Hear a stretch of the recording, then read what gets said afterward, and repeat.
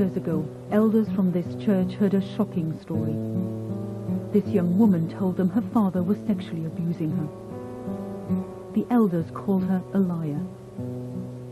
I said to them, well, what are you meant to do then if he's doing something wrong? And they said, come to us and you'll deal with it. And I said to them, well, I've already spoken to you and you've told me I'm a liar. The elder sent her home to her father. They didn't tell her that 3 years earlier he'd confessed to them that he was abusing her sister.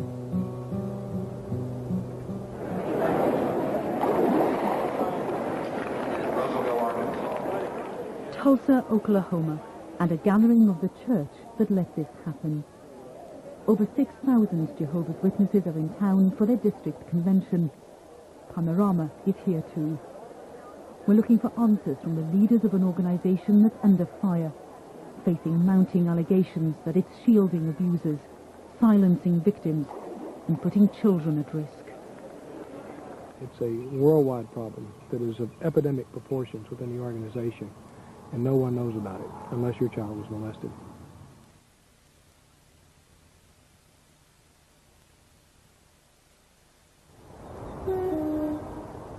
Stevenson is on the Ayrshire coast in Scotland, a quiet holiday resort, a close-knit town and home to a thriving community of Jehovah's Witnesses. Door-to-door service, Bible studies and conventions were at the heart of family life for this young woman. But now she's left the church which she says betrayed her. She doesn't want to be recognized. She had a strict religious upbringing, her parents wedded to the biblical principle that the father is head of the household. We'd pray together kind of thing. I mean, we'd pray before meals and we'd pray before going to bed and ask God for help and ask God for forgiveness for anything we've done wrong that day. He was very strict. I was scared of my dad for years. I was really frightened of him. She and her sister spent hours playing alone. Their father taught them that outside influences were bad. He prohibited friendships outside the church. But from the age of 11, her make-believe games hid a painful truth. Her father had started to abuse her. I was in my bed one night and that's when my dad came through and started touching me and feeling me. I just lay there hoping it would go away. Witness statement at Salcoot's police office. Over the years since I was 11 until I was 15, my dad had done things to me that he shouldn't have done, like rub my breasts, finger me and try to have sex with me. I remember when we were in Perth, we were staying in a tent. He started to touch me and he made me touch him and he made me put his penis in my mouth and things like that. Were you scared? Terrified. There was one time my dad had told me if I'd ever told anyone about this, he would rip me apart. For years she kept quiet. But one Sunday, after a meeting at the Kingdom Hall, she asked to see church elders. She needed their help. We just told them everything that happened. Did they tell you that this was serious, that you should go to the police, that they would go to the police for you? No, they didn't tell me anything like that. They didn't make any mention of the police. They said they'd deal with it? Mm-hmm. After that, they'd called my father in. And they had a very, very long chat with him. And then eventually he came out and we went home and that was the end of it. When confronted, Ian Cousins confessed he was abusing his daughter. He said he was sorry, so the elders sent him home with her. The abuse continued. Cousins was reproved or admonished publicly by the elders, but church policy meant that no one was told why, not even his younger daughter. It was announced on the platform that Ian Cousins been reproved. And after that, I went to one of the elders and asked, well, why has he been reproved? And he said it's because of something he did wrong, but he wouldn't tell me what it was. Even when her sister moved out, sick of the abuse, Alison still didn't know why. She missed her sister and was lonely. With one daughter gone, Ian Cousins turned on the other. It all began with an innocent goodnight kiss. I gave him a kiss, like a peck in the lips, and then I tried to get up to walk away, and he pulled me down and he forced his tongue through my teeth, my clenched teeth, and he tried to put the blame on me and said, do you really think you should be doing that? He blamed you? Mm-hmm. It wasn't long before the abuse got worse. One day her father was accused of assaulting one of Alison's friends. She had to do something, but had nowhere to turn, nowhere except the Kingdom Hall. She asked to see a church elder. I told him everything that had happened and what my dad had done to me, and he said that he didn't believe me at all, and he said that I was a liar and that my dad would never do such a thing, and that my dad was such a nice man. Like her sister, she was sent home. Her father, the nice man, was free to continue abusing her. So she gave the elders an ultimatum. Either they did something, or she'd go to the police. They did nothing. I have told the police about my dad because I am concerned that he has contact with other young girls through the church.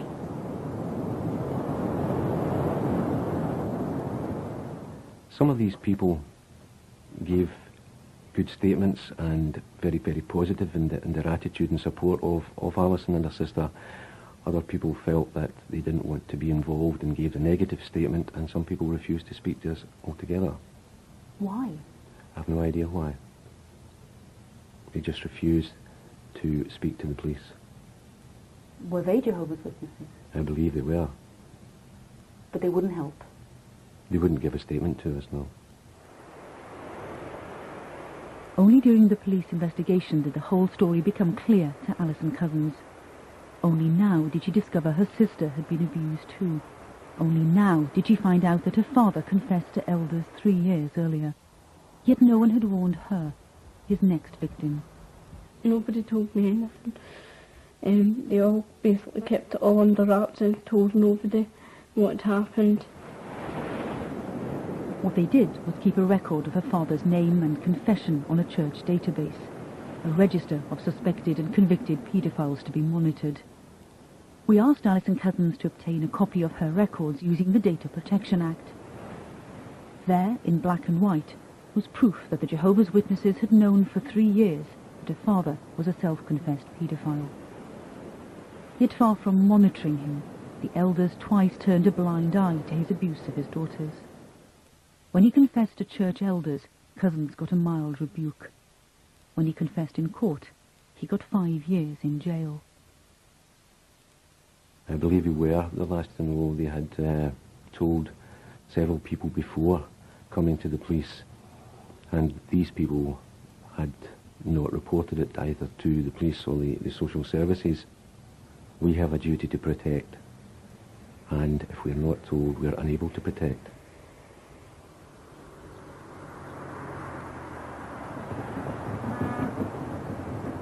New York, the capital of big business, and a fitting home for one of the largest and richest religious organizations in the world. From here, the Jehovah's Witnesses control over 6 million members. From here, the worldwide headquarters in Brooklyn Heights, every policy, every guideline is dictated. Visitors are welcome, and one message is clear. In this organization, you adhere to God's word. Every month, 50,000 Bibles come off the press, ready to be sold worldwide. But this, too, is where they keep records of suspected and convicted paedophiles in their ranks. Bill Bowen, a lifelong member, has resigned as an elder. He says the men at the top are protecting the church, not the children. They do not want people to know that they have this problem. And by covering it up, they just hurt one person. By letting it out, then they hurt the image of the church. Elders must report abuse to the church's legal desk. Only if the law demands it must they contact the police. If it doesn't, they may be told they have a moral duty to call them, but often it seems to stop here. It seems to go no further than the church's own secret database. Every detail is written down about what happened, where it happened, when it happened, how it happened. You're saying the organization has its own sexual offenders register, if you like. That's exactly right. That it's keeping to itself and not showing others. Exactly right. These men remain anonymous to anyone outside the organization and anyone really inside the organization unless you are personally reporting the matter. So was this the policy back in Stevenson that let Ian Cousins continue to abuse his daughters? The elders have stepped down and refused to talk to us, so we asked the man sent here to sort things out. Hello, Mr. Briggs. We're from BBC Panorama, as you know. I know that. We just want to ask you a few questions about the Ian Cousins case. It's reasonable to really actually consider the brothers and sisters in the congregation that have had to undergo all this pressure. And so I would just leave it at that. That's all I have to say on the matter. The database, Mr. Briggs. Why should the Jehovah's Witnesses keep a database of men who have confessed to being paedophiles, but the police aren't told? Do you think that's reasonable behaviour, Mr. Briggs? The latest name added to the list should be that of James Barrett. 3 days ago, clutching his Bible, this elder from Rugby was convicted of indecently assaulting 2 boys and sentenced to 2 years in prison. The church was told of the allegations 5 years ago, but Barrett denied them and was allowed to remain an elder. So how many names are on the secret database? We asked the headquarters in New York. They refused to tell us. Focusing on numbers isn't meaningful, they said. After a lifetime in the church, Bill Bowen tells a different story. How many names do you suspect are on that list? 23,720. How do you know that? I was contacted by sources within the church. I was given a figure of over 20,000. 2 different sources came back to me and said that number is actually more specific and gave me a figure of 23,720. They told me that they had accessed the internal database, and that figure was based on child molesters in the USA, Canada, and Europe. And that's the figure that they were given. Over 20,000 names on a secret database. That's why these people say the church has to listen. With Bill Bowen, they're calling for the Jehovah's Witnesses to come clean about their record on child abuse. His campaign, Silent Lambs, has already heard from 5,000 victims. This candlelit vigil is for them. Or is what they're doing, once it's found out, causing their own members to be deeply disturbed. Heather Berry and her stepsister, Holly Brewer, have flown here from New Hampshire. The man who abused them has been jailed for a minimum of 56 years. He was Heather's father. Now Heather and Holly are breaking new ground. They're taking the Jehovah's Witnesses to court. I'm Heather from New Hampshire. I don't want to tell my story, but I've heard the word victim too many times today. And all of us are standing out here today. We're standing tall and proud and saying this happened and then it can't happen, and we're survivors. And we're fighting, and we're not victims. They're the first of those survivors to take their fight to court. They're claiming that not only did the church do nothing when they were abused, it ostracized and punished the family when they called the police. I'm very glad I came. Like I said, I would do it again, and again, and again, and as many times as it takes to get a change in the policies and things that they hide constantly. I'm really glad that the policy was talked about so much today, that it's an actual policy. It's not just a few elders that want to hide things. It comes from higher up. It's a worldwide policy. Yeah. We asked the church for an interview to discuss the claims that they're putting thousands of children at risk. They offered us instead some videotapes. Well, here we have it. A box full of tapes, in fact. Jehovah's Witnesses response, progressive understanding of paedophilia, education through publications, and one marked policies, and I'm told that's where we should get some answers. That night we watched the tapes looking for those answers. In long letters, the organisation had told us the welfare of children is of paramount concern to them, that they have a forceful child protection policy. We wanted to see it spelled out. We've heard the suggestion that our policies may not be adequate to cover the problem of child molestation, but that's not the case at all. The policy couldn't be simpler. The elders should deal with all allegations of abuse. I think that's a very good policy, that the elders, essentially would take charge of the situation of reporting the abuse to the authorities. But the authorities they're told to contact aren't the police. It's their own legal desk.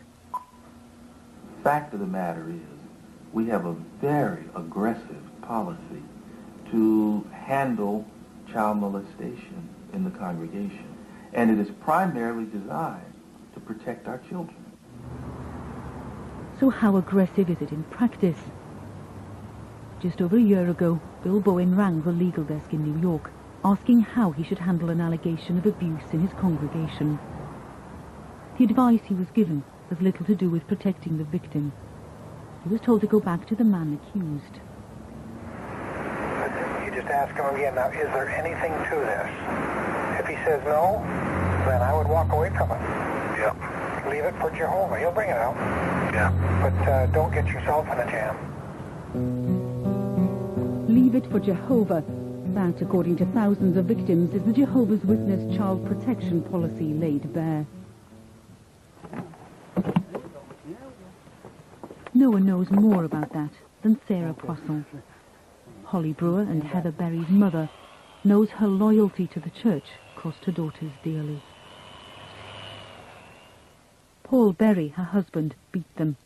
She suspected worse, that Heather was being sexually abused, and went to the elders.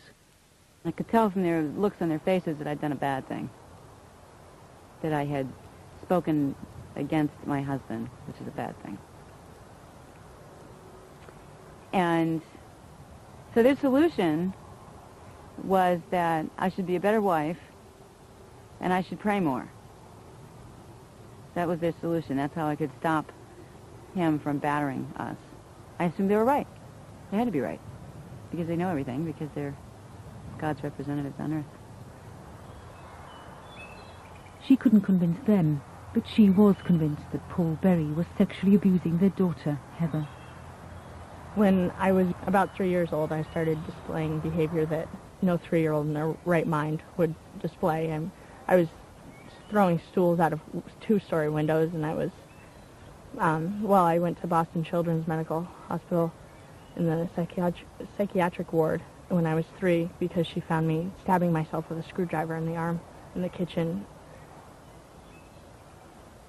He came to me in the blackened night, hands outstretched. There was no fight. The masked man slowly became familiar with my shape, gently rubbing his hands on me, every nook, cranny, and gate. My child, you are so sweet, so perfect and right. Then I knew nothing but defeat.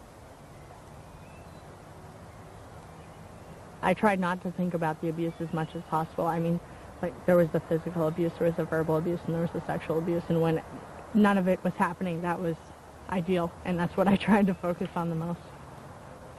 And all the while, you were going to the Kingdom Hall every Sunday? You were going to meetings during the week? We were going out door-to-door service. Time and again, the girls were told to wait outside while their mother begged local elders for help. Time and again, they saw her sent home to pray harder and be a better wife. Holly, too, had her own story to tell. The story she'd kept secret from her mother. A story she knew by now the elders wouldn't want to hear. Her instinct was to tell the local policeman. But after years in the church, she just couldn't. Holly would actually tell me that she was very angry about things at home. And she did, on more than several occasions, tell me that someday, Sergeant Zeller, I'm going to tell you something that happened to me. And I always told Holly, when you're ready, I'll be there. You know where I am. Her mother saw the elders more than a dozen times, but remarkably, it never struck Sarah Poisson to look for help outside the church. You can say that your children's lives are in danger, and in the same breath that you couldn't possibly go to the police. How can that be? Because God would not want that. It would never have occurred to me. And even if it had, I would not have done it. Because he's a man. He's a baptized male, and he's a ministerial servant, and I was a woman, and they're kids. And that's even worse than being a woman. These things need to stay in this room. I heard that many, many times. You need to pray about it more. I can show you my Bible. It's paper thin. I still have it. It's all worn out. Did a lot of praying. After you were told them that her father was sexually abusing Heather, nothing changed? No. Well, yeah, things changed. They got a lot worse for me. In the end, the decision was taken out of her hands. In school, bruises were noticed on her children. Social workers were told. They gave her a stark choice.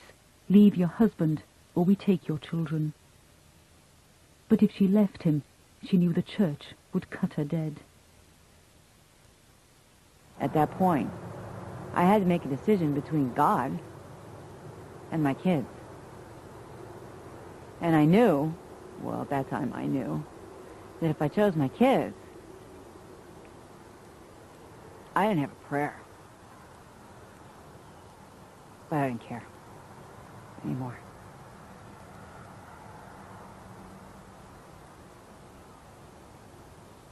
So we lost everything in one day. Sarah Poisson had no life outside the Kingdom Hall. When the congregation cast her out, she had no choice but to move away. She didn't just lose every friend she had. Overnight, she was homeless, penniless, scraping a living to bring up her children. The friends they'd had openly shunned them. But with the family now free of the church, Holly could finally tell her mother the truth. Her stepfather had abused her too. When he tried to gain access to her younger sister, Holly finally did what the elders hadn't. She walked into the local police station. It was clear to me that it was a life's crossing, a road to cross. Never any doubt in my mind that Holly could do it. It was a tremendous effort on her part, and it smacked of raw courage from beginning to end.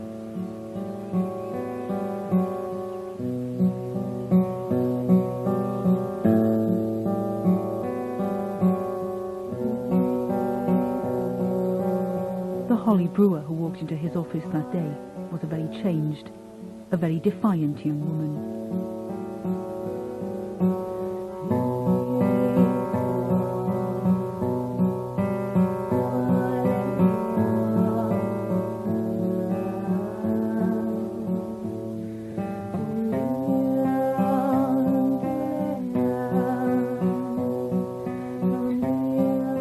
My earliest memory is like about 3 years old.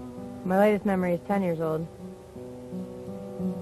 And he gradually worked into being interested in me to full-blown sex, intercourse, over those years. It was a harrowing time. The police took Holly back to the house where the abuse had started. He had a room that he had found in our very, very old house that was underneath the barn that you had to crawl through a hole to get to. And once you were in there, you were isolated from the entire house and from everything. And that's where everything would go down. Would he kneel down on next to you or over you? He'd sit and rub sit and let me do whatever I was going to do. Okay. All right. And just like, and then clean over. Uh-huh. And did he tell you what he wanted you to do? I knew after a while. Okay. She told the police exactly what Berry had wanted, of the brutal sexual assault she'd suffered throughout her childhood. I had no vision of me growing up and being 16. I thought he was eventually going to kill me, you know, and then I'd be free, and that's the way I looked at it. I'm doing good. It's crazy. It's really hard to come back here, I know that. I know. You know? He'd say things like, "Thank you for obeying me." And he'd thank me for obeying him and reminding me that word, the obey word. That was a big thing. Well then. Paul Berry was confident Holly would never go to the elders. Apart from anything else, the Jehovah's Witnesses have a clear rule on sin. They need 2 witnesses or a confession before they'll take action. Do you remember? As Holly told her story, it seemed to police that this rule in a strict religious community would have let the abuse continue. All the way up to here. So this is the same sheet that was here before? All the same. All right. Sexual abuse of children is not to be tolerated, and I don't care what their reasoning was. It was faulted reasoning. They were wrong, and as far as I'm concerned, they were criminally negligent. That's my take on it. Even with just the child's word, with 1 witness, with just the mother's word, without the 2 witnesses their Bible tells them they need. Well, unfortunately, most kids don't have several witnesses observing them get raped. It's an unfortunate part of it. It took nearly 4 years for the case to come to court. Paul Berry faced 17 charges of aggravated sexual assault. I was holding Holly's hand, and she had a lot of pointy rings on, and she was squeezing my hand really tightly.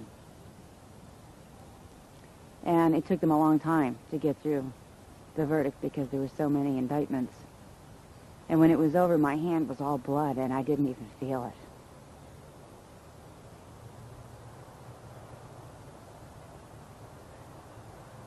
And it was so powerful to be believed.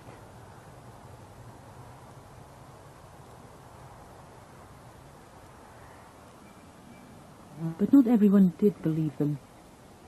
Even after he was convicted by a jury on all 17 indictments, 24 members of the Kingdom Hall turned up at the sentencing hearing. They all appeared to give character statements for Paul Berry. He had already been found guilty, and they found room in their hearts to stand in front of that child and say, "We don't believe any of it." And what they were saying was they didn't believe the child, they didn't believe in the system of justice, they didn't believe the judge, they didn't believe the jury, they didn't believe anyone except themselves. Everything they were saying was, he's such a fine worker. I've worked with him secularly, and, you know, he always shows up to work on time, and he's such a good worker.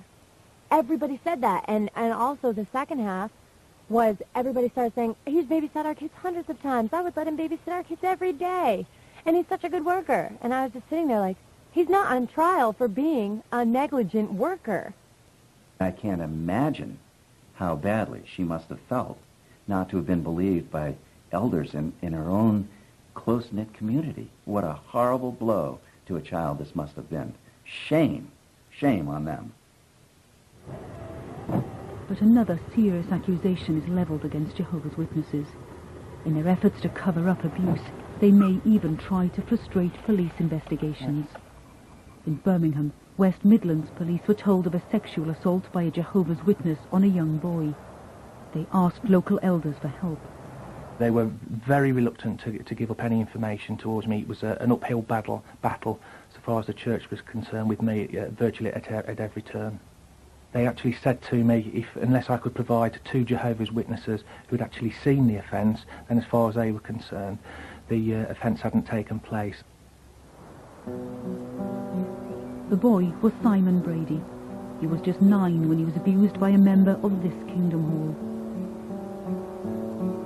He felt he could tell no one. We're taught if you go to elders, if you want to be believed or you have a complaint about someone, then there has to be more than one of you. There has to be two people. There has to be more than one witness, basically. Or, you know, what can I say? They want more than one witness. You know. Every time I've gone to them, you know, they want to believe me. Statement of Simon Andrew Brady, age 18. I recall that one of the brothers of the congregation, a man known to me as Jasmine Patty, began to take an interest in me. I was being 8 or 9 years old at the time. Simon Brady's parents were going through a divorce. Jaswant Patty offered to help out, take him off his mother's hands. He'd take me for drives after the meetings. He'd take me home from the congregation, you know, give me a lift home. I can remember one occasion he took me to his sister's flat while she was away on holiday. He said we'd go in and we'd check his sister's flat, and there he severely sexually abused me, basically. Like, what did he do? It's quite severe, to be honest with you. Like, it was severe. Like, you know. So, even now to think of it, I don't. You know, it hurts now to talk about it, to be honest with you. And I've done that once already. Like, you know, I find it very hard to talk about that anymore. Basically, he dropped me off at home. I remember going to the bathroom and scrubbing with Dettol because I felt dirty. That's what had happened. For years he said nothing, afraid the elders wouldn't believe him. When he finally did speak out, his instinct as a 9-year-old proved right.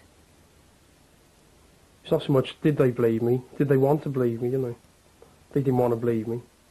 I think they turned up at my house, you know. They weren't open-minded, and I think they'd already made their mind up even before they got to my house, you know. The police did believe him, and they tracked down a second boy who'd been abused by Patty.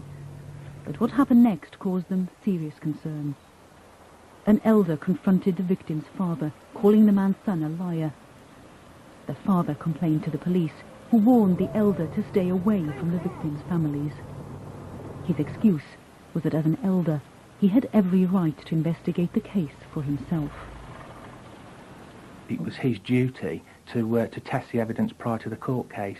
I advised him that if that sort of behaviour continued, then if an allegation had been formally made, then I would have to investigate that particular person for offences of pervert the course of justice and in fact witness intimidation. The conversation did get a little bit heated towards the end, but obviously I had a duty to protect my complainants and witnesses to the case. I made sure and sent out the signal that I was prepared to protect them and take drastic steps, i.e. arresting people if they breach that. In Birmingham, as in New Hampshire, the elders supported the accused.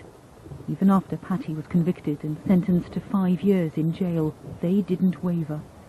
At the next meeting in the Kingdom Hall, the elders made sure the congregation knew where they stood. There was an announcement given saying as a body of elders, that's including every elder in Rubery, we feel as a body of elders, basically this man is innocent, we believe he's innocent, and the Bethel have informed us they will do everything in their power to help this man. I then made it my duty to actually speak to the legal services team of the Bethel in London and voice my disquiet about the lack of cooperation I've had from start to finish from this inquiry. Under police pressure, the elders did apologise and were demoted, though not sacked. The London headquarters, the Bethel, refused to discuss any specific case. They said this was because the elders had to respect the confidentiality of the victims. But the victims wanted answers. We again asked for an interview with their spokesman, Paul Gillies. When he refused, we phoned him, told him we were recording, and asked a simple question. Are elders told to report allegations of abuse to the police or not? The elders' guideline is if you get any single allegation of child abuse come to your attention, phone this office. Why phone this office? Why not phone your local police station? Well, you see, the first thing is we have to make sure for the protection of the child. That's is our it the first protection of the priority. child, or is it fair to ask you, isn't it the protection of the church that comes straight to mind there? It is the protection of the child. We have a child protection policy. It was a long conversation. We asked if he'd be prepared to answer the same questions on camera. He refused. So it was back to America, and back to a Jehovah's Witness convention in Tulsa.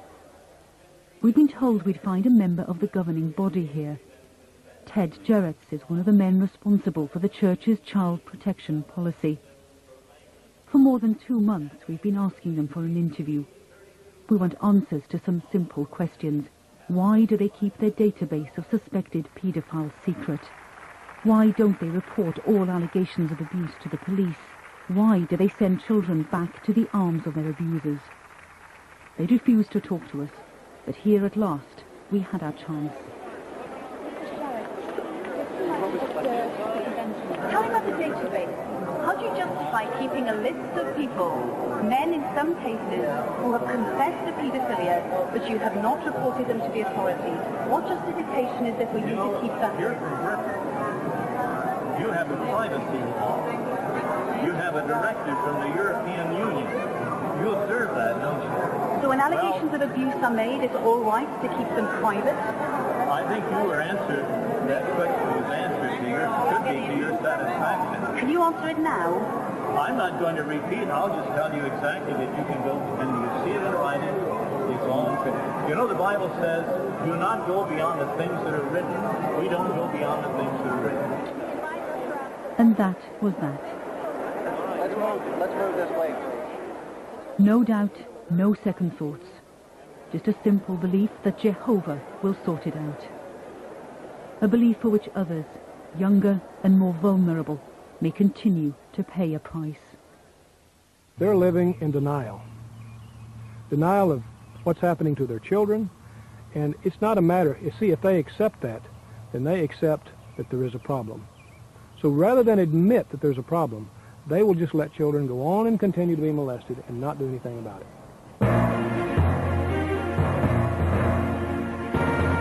If you want to comment on this program, you can email us or join us on our website for an online discussion tomorrow at 2 p.m. Or I'll be taking calls with Edwina Curry on Radio 5 Live in a few minutes. Panorama returns in the autumn with a major investigation into corruption in horse racing.